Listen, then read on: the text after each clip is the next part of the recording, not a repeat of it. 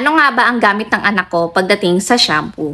Well, alam naman natin na ang number 1 poison sa body part ng mga babies is yung head nila. Actually, marami na akong na-try ng mga products pero nag-stick ako dito kasi talagang tumatagal siya. Gamit na rin kasi ng anak ko to for more than a year. Alam niyo yung kahit pagpawisan siya, maglaro maghapon, andun pa rin yung amoy niya.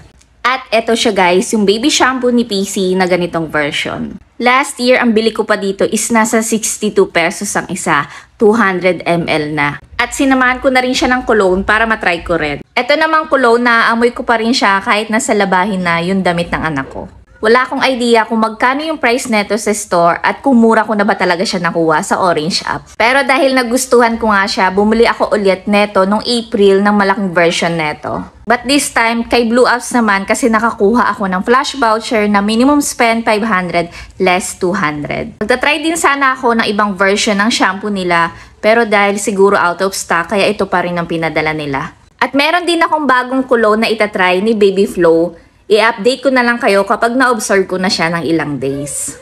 Sabi kasi nila mabango daw to. Actually, hindi ko po siya na-open.